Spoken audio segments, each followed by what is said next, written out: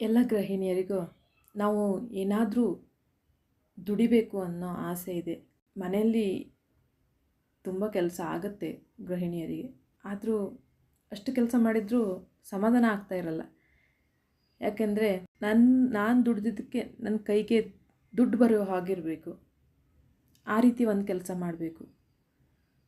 ಮನೆ ಕೆಲಸ ಮಾಡೋದು ಏನು ಬೇಜಾರು ಅನಿಸಲ್ಲ. ಏನಾದರೂ ಅರ್ನ್ ಮಾಡಬೇಕು ಅನ್ನೋದು ಎಲ್ಲ ಗೃಹಿಣಿಯರಿಗೂ ಅನಿಸುತ್ತೆ. ಆದರೆ ಏನು ಮಾಡಬೇಕು ಅಂತ ಗೊತ್ತಾಗಲ್ಲ. ಮನೇಲಿರೋ ಗೃಹಿಣಿಯರು ಅವ್ರಿಗೆ ಫ್ಯಾಮಿಲಿನೂ ತುಂಬ ಮುಖ್ಯ ಆಗುತ್ತೆ. ಎಲ್ಲರೂ ಶಾಂತವಾಗಿ ಏನು ಡಿಸ್ಟರ್ಬ್ ಆಗಬೇಕು, ದುಡಿಬೇಕು. ನಾನು ದುಡಿಯೋಕ್ಕೆ ಹೋಗೋದ್ರಿಂದ ಯಾರಿಗೂ ತೊಂದರೆ ಆಗದೆ ನಾನು ಕೆಲಸ ಮಾಡೋದ್ರಿಂದ ಯಾರಿಗೂ ತೊಂದರೆ ಆಗಬಾರ್ದು. ಆ ರೀತಿ ನಾನು ದುಡಿಬೇಕು ಅನ್ನೋ ಆಸೆ ಇದೆ ಗೃಹಿಣಿಯರಿಗೆ.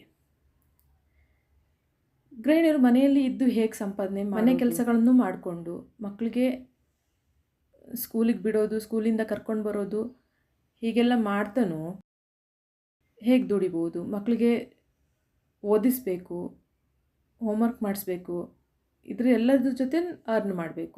ಫ್ಯಾಮಿಲಿನ ಬಿಟ್ಟು ಹೋಗ್ಲಿಕ್ಕಾಗಲ್ಲ. ಮದುವೆ ಆದ ತಕ್ಷಣ ಅದೊಂದು ಜವಾಬ್ದಾರಿ ಬಂದುಬಿಡುತ್ತೆ ಮಹಿಳೆಯರಿಗೆ. ಯಾರಿಗೂ ತೊಂದರೆ ಆಗದಿದ್ದಂಗೆ ನಾನು ಹೇಗೆ ದುಡಿಬಹುದು ಅಂತ ಎಲ್ಲ ಗೃಹಿಣಿಯರು ಯೋಚನೆ ಮಾಡ್ತಾ ಇರ್ತಾರೆ. ಇವಾಗ ತುಂಬ ಆಪ್ಷನ್ಸು ಬಂದಿದೆ ಏನೆಲ್ಲ ಮಾಡ್ಬೋದು ಅಂತ. ಆದರೆ ಫಸ್ಟು ಗೃಹಿಣಿಯರ ಸಪೋರ್ಟಿಗೆ ಯಾರಾದರೂ ಇರಬೇಕು. ಆದರೆ ಯಾರೂ ಸಪೋರ್ಟ್ ಮಾಡ್ತಾ ಇಲ್ಲ ಅಂದರೆ ಇನ್ನೂ ಕಷ್ಟ ಆಗುತ್ತೆ. ಎಲ್ಲ ಮ್ಯಾನೇಜ್ ಮಾಡ್ಕೊಂಡು ಹೋಗೋದು ಕಷ್ಟ. ಮನೆ ಕೆಲಸ, ಮಕ್ಕಳನ್ನ ಸ್ಕೂಲ್ಗೆ ಬಿಡೋದು, ಕರ್ಕೊಂಡು ಬರೋದು, ಅವ್ರು ಹೋಮ್ವರ್ಕ್ ಮಾಡಿಸೋದು, ಅವ್ರಿಗೆ ಊಟ ಮಾಡಿಸೋದು, ಮಲಗಿಸೋದು, ತುಂಬ ಕೆಲಸ ಆಗುತ್ತೆ. ಅದ್ರ ಜೊತೆ ಏನಾದರೂ ಮಾಡಬೇಕು ಅನ್ನೋ ತುಡಿತನೂ ಇರುತ್ತೆ. ನಾನು ದುಡಿಯೋದ್ರಿಂದ ಯಾರಿಗೂ ತೊಂದರೆ ಆಗದೆ ಇರೋ ಹಾಗೆ ಹೇಗೆ ದುಡಿಬೋದು ಅಂತ. ಮೊದಲನೇದಾಗಿ ಏನು ಆಯ್ಕೆ ಮಾಡ್ಕೋಬೇಕು ಅಂದರೆ ಯೂಟ್ಯೂಬ್. ಮೊದಲನೇ ಆಯ್ಕೆ ಯೂಟ್ಯೂಬ್ ಆಗಿದ್ದರೆ ಬೆಸ್ಟು.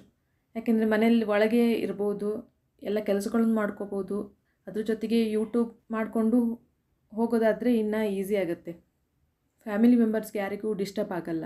ಇವಾಗ ಹೆಚ್ಚಿನ ಜನರು ಇದನ್ನೇ ಆಯ್ಕೆ ಮಾಡ್ಕೊಂಡಿದ್ದಾರೆ, ಯೂಟ್ಯೂಬ್. ಮಹಿಳೆಯರೆಲ್ಲರಿಗೂ ಏನಾದರೂ ಒಂದು ಟ್ಯಾಲೆಂಟ್ ಇರುತ್ತೆ. ಆ ಟ್ಯಾಲೆಂಟ್ನ ನಾವು ತೋರ್ಪಡಿಸ್ಬೇಕಂದ್ರೆ ಯೂಟ್ಯೂಬ್ ಮುಖಾಂತರ ತೋರ್ಪಡಿಸ್ಬೋದು.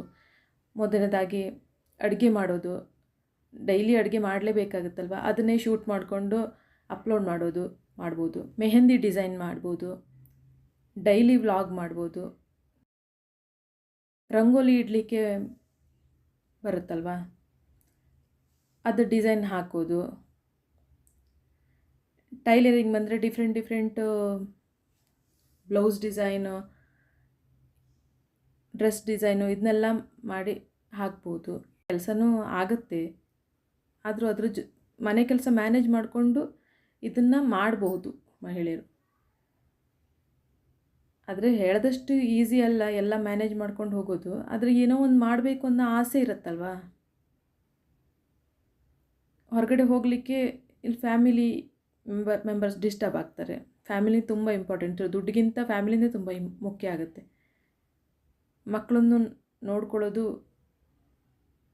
ಇಂಪಾರ್ಟೆಂಟ್ ಆಗುತ್ತೆ. ಮಕ್ಕಳನ್ನ ಅವ್ರ ಪಾಡಿಗೆ ಬಿಡಲಿಕ್ಕಾಗಲ್ಲ.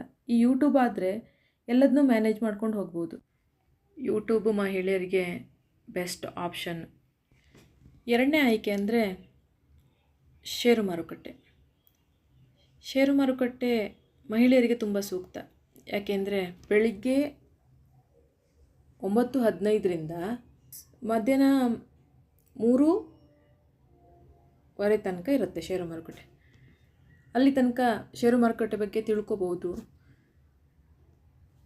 ಆಮೇಲೆ ಮಕ್ಕಳು ಸ್ಕೂಲಿಂದ ಬರೋ ಟೈಮ್ ಆದಾಗಲೂ ಏನು ಡಿಸ್ಟರ್ಬೆನ್ಸ್ ಅಲ್ಲ, ಮಕ್ಕಳಿಗೂ ಡಿಸ್ಟರ್ಬೆನ್ಸ್ ಅಲ್ಲ, ಫ್ಯಾಮಿಲಿ ಮೆಂಬರ್ಸ್ಗೂ ಡಿಸ್ಟರ್ಬೆನ್ಸ್ ಅಲ್ಲ. ನಾವು ಏನೋ ಕಲಿಬೋದು, ಅರ್ನ್ ಮಾಡಲಿಕ್ಕೂ ಹೆಲ್ಪ್ ಆಗುತ್ತೆ, ನಾಲೆಡ್ಜು ಇಂಪ್ರೂವ್ ಆಗುತ್ತೆ. ಮಕ್ಕಳಿಗೆ ಟ್ಯೂಷನ್ನು, ಓದಿಸೋದು, ಹೋಮ್ವರ್ಕ್ ಮಾಡಿಸೋದು ಏನು ಮಾಡಿಸ್ಲಿಕ್ಕೂ ಈಸಿ ಆಗುತ್ತೆ ಆ ಟೈಮಲ್ಲಿ. ಅದನ್ನ ಕೋಚಿಂಗ್ ಕೊಡಲಿಕ್ಕೂ ಕೋಚಿಂಗ್ ಸೆಂಟ್ರು ಇದೆ. ಹೀಗೆ ಯೂಟ್ಯೂಬಲ್ಲಿ ತಿಳಿಸ್ಕೊಡೋರು ಇರ್ತಾರೆ. ಸ್ಟೆಪ್ ಬೈ ಸ್ಟೆಪ್ ಕಲಿಬೇಕು. ಒಂದೇ ಸಲ ಎಲ್ಲ ಕಲಿತೀನಿ ಅಂದರೆ ಆಗಲ್ಲ. ಸ್ವಲ್ಪ ಸ್ವಲ್ಪವೇ ಕಲ್ತ್ಕೋಬೇಕು. ಇವಾಗ ಒಂದು 500 ರೂಪಾಯಿ ನಿಮ್ಮ ಹತ್ರ ಇದೆ ಅಂದರೆ ಯಾವ ಶೇರ್ ಬೆಸ್ಟು ಅದನ್ನೆಲ್ಲ ತಿಳ್ಕೊಂಡು ಒಂದು 250 ರೂಪಾಯಿದು ಒಂದು ಶೇರ್, ಒಳ್ಳೆ ಶೇರ್ ತಗೊಂಡ್ರಿ ಅಂದ್ಕೊಳ್ಳೋಣ. 2 ಶೇರ್ ಬರುತ್ತೆ 500 ರೂಪಾಯಿಗೆ. ಅದನ್ನು ಪರ್ಚೇಸ್ ಮಾಡಿದ್ರಾ, ಒಂದೇ ಸಲ ದೊಡ್ಡ ದೊಡ್ಡ ಅಮೌಂಟ್ ಹಾಕಬಾರ್ದು. 500 ರೂಪಾಯಿ ಹಾಕಿದ್ರಂತ ಅಂದ್ಕೊಂಡ್ರೆ 2 ಶೇರ್ ತಗೊಂಡ್ರೆ ಮತ್ತು ಮುಂದೆ ಅದು ಇಳಿತದ ಎಲ್ಲ ನೋಡಿಕೊಂಡು ಆವಾಗ ನಾವು ಒಂದು 500 ರೂಪಾಯಿಂದ ಶುರು ಮಾಡಬೇಕು. ಒಂದು 500 ರೂಪಾಯಿ ನೀವು ಹಾಕಿದ್ರಾ, ನೆಕ್ಸ್ಟ್ ಟೈಮ್ ಇಳಿತದ, ಮತ್ತೆ 500 ರೂಪಾಯಿ ಹಾಕಿದ್ರಾ, ಆವಾಗ ಅದು ಮರ್ಜ್ ಆಗುತ್ತೆ. ಅಂದರೆ ಈಗ ನೀವು 250 ರೂಪಾಯಿ ತೊಗೊಂಡಿದ್ರ ಅಂದರೆ ನೆಕ್ಸ್ಟ್ ಟೈಮು ಅದು 225 ಆಯ್ತಂದರೆ ಅದು ಮರ್ಜಾಗಿ 230, 40 ಹಾಗೆ ತಗೊಳುತ್ತದು. ಅದು ನಿಮ್ಗೆ ಅಡ್ವಾಂಟೇಜ್ ಆಗುತ್ತೆ ಷೇರು ಮಾರುಕಟ್ಟೆ. ಅಂದರೆ ಷೇರು ಮಾರುಕಟ್ಟೆಯಲ್ಲಿ ಒಂದೇ ಸಲ ದೊಡ್ಡ ದೊಡ್ಡ ಅಮೌಂಟ್ ಯಾವಾಗಲೂ ಹಾಕಬಾರ್ದು, ಅದು ಲಾಸ್ ಆಗೋ ಚಾನ್ಸಸ್ಸು ಇದೆ. ಮತ್ತು ಪೆನ್ನಿ ಸ್ಟಾಕ್ಗಳನ್ನು ಪರ್ಚೇಸ್ ಮಾಡಬಾರ್ದು. ನಮಗೆ ಯಾವ ಕಂಪನಿ ಬೆಸ್ಟ್ ಇದೆ ಅದನ್ನೆಲ್ಲ ತಿಳ್ಕೊಂಡು ನಾವು ಇನ್ವೆಸ್ಟ್ ಮಾಡೋದನ್ನ ಕಲಿಬೇಕು. ಒಂದೇ ಸಲ ಕಲೀಲಿಕ್ಕಾಗಲ್ಲ, ಸ್ಟೆಪ್ ಬೈ ಸ್ಟೆಪ್ ಕಲಿಬೇಕು. ಒಂದೇ ಸಲ ಯಾವುದನ್ನೂ ಕಲಿಯೋಕ್ಕೆ ಹೋದರೂ ಅದು ಕಷ್ಟನೇ ಅನಿಸೋದು. ಕಲ್ತ ಮೇಲೆ ಎಲ್ಲ ಈಸಿ ಆಗುತ್ತೆ. ಆದರೆ ಷೇರು ಮಾರುಕಟ್ಟೆ ಒಂದು ಸಲ ಡೌನ್ ಆಗುತ್ತೆ, ಒಂದು ಸಲ ಏರ್ಕೊಂತ ಹೋಗುತ್ತೆ, ಇದೆಲ್ಲ ಕಾಮನ್ನು. ಆದರೆ ತಾಳ್ಮೆ ಇರಬೇಕು. ಷೇರು ಮಾರುಕಟ್ಟೆಯಲ್ಲಿ ಇನ್ವೆಸ್ಟ್ ಮಾಡಬೇಕಿದ್ರೆ ತುಂಬ ತಾಳ್ಮೆ ಇರಬೇಕು. ಆ ದುಡ್ಡು ನೀವು ಇನ್ವೆಸ್ಟ್ ಮಾಡಿರ್ತೀರಲ್ಲ, ಅದು ತುಂಬ ನಿಮ್ಮ ಖರ್ಚಿಗೆ ಬೇಕೇ ಬೇಕು ಅನ್ನೋ ಇರಬಾರ್ದು ಅದು. ಅಂದರೆ ನೀವು ಹಾಕಿ ಇಟ್ಟರೂ ತೊಂದರೆ ಇಲ್ಲ, ನಿಮಗೆ ಏನು ಪ್ರಾಬ್ಲಮ್ ಆಗಲ್ಲ ಅನ್ನೋ ಹಾಗಿದ್ರೆ ಮಾತ್ರ ಆ ದುಡ್ಡನ್ನ ಇನ್ವೆಸ್ಟ್ ಮಾಡಬೇಕು. ಸಣ್ಣ ಸಣ್ಣ ಅಮೌಂಟ್ನ ಇನ್ವೆಸ್ಟ್ ಮಾಡಬೇಕು. 3ನೇ ಆಯ್ಕೆ ಅಂದರೆ ಯಾವುದನ್ನ ಆಯ್ಕೆ ಮಾಡ್ಕೊಳ್ಬೋದು ಅಂದರೆ ಕಾಂಡಿಮೆಂಟ್ಸ್, ಬೇಕ್ರಿ, ಇದನ್ನ ಮನೆಯಿಂದ ಹೊರಗಡೆ ಹೋದ್ರೂ ಅದನ್ನ ಆಯ್ಕೆ ಮಾಡ್ಕೋಬೋದು. ಸ್ಕೂಲು, ಮನೆ, ಬೇಕ್ರಿ ಹತ್ತತ್ರನೇ ಇದ್ದರೆ ಮ್ಯಾನೇಜ್ ಮಾಡ್ಬೋದು.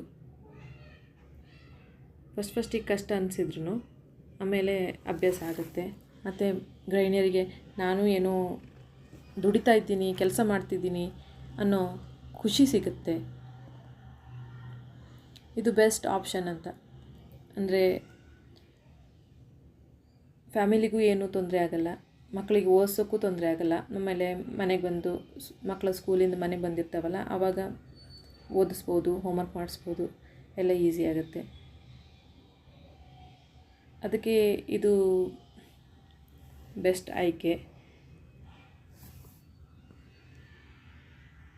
ಕೇಕ್ಗಳನ್ನು ಮಾಡಿ ಸೇಲ್ ಮಾಡ್ಬೋದು. ಏನೋ ಟ್ಯಾಲೆಂಟ್ ಇರ್ತದಲ್ಲ ಅದನ್ನ ಯೂಸ್ ಮಾಡ್ಕೋಬೋದು. ಕಾಂಡಿಮೆಂಟ್ಸು ಬೆಸ್ಟ್ ಆಪ್ಷನ್ ಅಂತಲೇ ಹೇಳ್ಬೋದು. ಇನ್ನೊಂದು ಆಪ್ಷನ್ ಅಂದರೆ ಗ್ರೋಸರಿ ಶಾಪ್. ಅದಕ್ಕೆ ನಾವು ವ್ಯವಹಾರ ಮಾಡ್ತಾನೆ ಇರ್ತೀವಲ್ಲ ಗ್ರೋಸರಿಯಲ್ಲಿ, ಅದು ಒಂದು ಸಣ್ಣದಾಗಿ ಮಾಡಬೇಕು. ಆವಾಗ ಸಣ್ಣದರಿಂದ ಶುರು ಮಾಡಿದರೆ ಜಾಸ್ತಿ ಏನು ಲಾಸ್ ಆಗಲ್ಲ. ಯಾವುದೇ ಬಿಸ್ನೆಸ್ ಆದರೂ ಸಣ್ಣದರಿಂದನೇ ಶುರು ಮಾಡಬೇಕು. ದೊಡ್ಡ ಇನ್ವೆಸ್ಟ್ಮೆಂಟ್ ಮಾಡಬೇಕಂತ ದೊಡ್ಡದು ಹಾಕ್ಕೊಳ್ಳೋದು, ನಮಗೆ ಅದ್ರ ಬಗ್ಗೆ ಅನುಭವ ಇರೋದಿಲ್ಲ, ಅದು ತುಂಬ ದೊಡ್ಡ ಎಫೆಕ್ಟ್ ಆಗುತ್ತೆ. ಅದಕ್ಕಿಂತ ಸಣ್ಣದರಿಂದ ಶುರು ಮಾಡಿದರೆ ನಮಗೂ ಒಂದು ಕೆಲಸ ಆಗುತ್ತೆ, ಏನೋ ಒಂದು ತಿಳ್ಕೊಳ್ತಾ ಇರ್ತೀವಿ. ಅದರಿಂದ ಗ್ರೋಸರಿ ಶಾಪು ಬೆಸ್ಟ್ ಆಪ್ಷನ್ನೇ. ಒಂದು ಲೇಡೀಸ್ನೇ ಕೆಲಸಕ್ಕೆ ಇಟ್ಕೊಂಡ್ರೆ ಆವಾಗ ಅವರಿಗೂ ಒಂದು ಕೆಲಸ ಅಂತ ಆಗುತ್ತೆ. ನಾವು ಕೆಲಸ ಕೊಟ್ಟಿದ್ದೀವಿ ಅನ್ನೋ ಖುಷಿನೂ ಇರ್ತದೆ. ನಾವು ಒಂದು ಏನೋ ದುಡಿತಾ ಇದ್ದೀವಿ ಅನ್ನೋ ಖುಷಿ ಸಿಗ್ತದೆ. ಅದರಿಂದ ಇದು ಬೆಸ್ಟ್ ಆಪ್ಷನ್ ಅಂತಲೇ ಅಂದ್ಕೊಳ್ತಾ ಇದ್ದೀನಿ. ಇನ್ನೊಂದು ಆಪ್ಷನ್ ಅಂದರೆ ಸಣ್ಣ ಹೋಟೆಲ್ಗಳನ್ನು ಇಟ್ಕೊಳ್ಳೋದು. ಅದ್ರ ಬಗ್ಗೆ ಅನುಭವನ ಪಡ್ಕೊಂಡ ನಂತರ ದೊಡ್ಡದಕ್ಕೆ ಕೈ ಹಾಕಬೇಕು. ಫಸ್ಟ್ ಸ್ಟಾರ್ಟಿಂಗ್ಗೆ ದೊಡ್ಡಕ್ಕೆ ಕೈ ಹಾಕಿದ್ರೆ ಮತ್ತೆ ಲಾಸ್ ಮಾಡ್ಕೊಳ್ಳೋದಲ್ಲ. ಸಣ್ಣದರಿಂದ ದೊಡ್ಡಕ್ಕೆ ಹೋಗಲಿಕ್ಕೆ ಟ್ರೈ ಮಾಡಬೇಕು ಯಾವಾಗಲೂ. ಆವಾಗ ಲಾಸ್ ಆಗಲ್ಲ. ಮತ್ತು ನಾವು ಸಾಲ ಮಾಡಿ ಹಾಕಿದ್ರೂ ದೊಡ್ಡ ದೊಡ್ಡ ಅಮೌಂಟು ಸಾಲ ಮಾಡಿ ಹಾಕಬೇಡಿ. ಯಾಕೆಂದರೆ ನಾವು ಸಾಲ ಮಾಡಿ ಹಾಕಿದರೆ ಅದು ನಮ್ಮ ಫ್ಯಾಮಿಲಿಗೂ ಎಫೆಕ್ಟ್ ಆಗುತ್ತೆ. ನಾವೇನೋ ಮಾಡೋಕ್ಕೆ ಹೋಗಿ ನಮ್ಮ ಫ್ಯಾಮಿಲಿಗೆ ಯಾವುದೇ ರೀತಿಯೂ ಎಫೆಕ್ಟ್ ಆಗಬಾರ್ದು. ಯಾವುದೇ ಕೆಲಸ ಮಾಡಬೇಕಾದ್ರೂ ಫ್ಯಾಮಿಲಿನ ತಲೆಯಲ್ಲಿ ಇಟ್ಕೊಂಡು ಕೆಲಸ ಮಾಡಬೇಕು. ಯಾವುದೇ ರೀತಿ ಮುಜುಗರನೂ ಆಗಬಾರ್ದು ಫ್ಯಾಮಿಲಿಗೆ. ಯಾವುದೇ ಒಂದು ಹೊಸ ಕೆಲಸ ಶುರು ಮಾಡಿದಾಗ ಸಾಲ ಮಾಡಿ ಹಾಕಿ ಅದರಿಂದ ಲಾಸ್ ಆದರೆ ದೊಡ್ಡ ಎಫೆಕ್ಟ್ ಆಗುತ್ತೆ. ಅದಕ್ಕಿಂತ ಸಣ್ಣ ಅಮೌಂಟಿಂದ ಶುರು ಮಾಡಿದರೆ ಆ ಅಮೌಂಟಿಂದ ಯಾರಿಗೂ ಏನೂ ಪ್ರಾಬ್ಲಮ್ ಆಗಬಾರ್ದು ಮುಂದೇನು. ಅಂದರೆ ಈಗ ನೀವು ಒಂದು 50,000 ಇನ್ವೆಸ್ಟ್ಮೆಂಟ್ ಮಾಡಿದ್ದೀರಂದರೆ ನೀವೊಂದು ಸೇವಿಂಗ್ಸ್ ಆಗಿದ್ದರೆ ನಿಮ್ಮದು ಸೇವಿಂಗ್ಸ್ನೇ ನೀವು ಇನ್ವೆಸ್ಟ್ ಮಾಡ್ತಿದ್ರಂದರೆ ಅದು ನಿಮ್ಗೆ ಜಾಸ್ತಿ ಹೊರೆ ಅನಿಸಲ್ಲ. ಒಂದು ವೇಳೆ ಅದರಲ್ಲಿ ಲಾಸ್ ಆಗೋ ಚಾನ್ಸಸ್ ಇದ್ದರೆ, ಸಡನ್ನಾಗಿ ನೀವು 2-3 ಲಕ್ಷ ಇನ್ವೆಸ್ಟ್ ಮಾಡ್ತೀರಾ, ಅದು ನಿಮ್ಗೆ ಹೊರೆ ಆಗ್ಬೋದು. ಅದಕ್ಕೆ ಸಣ್ಣ ಅಮೌಂಟಿಂದ ಶುರು ಮಾಡಿದರೆ ದೊಡ್ಡ ಎಫೆಕ್ಟ್ ಏನೂ ಆಗಲ್ಲ.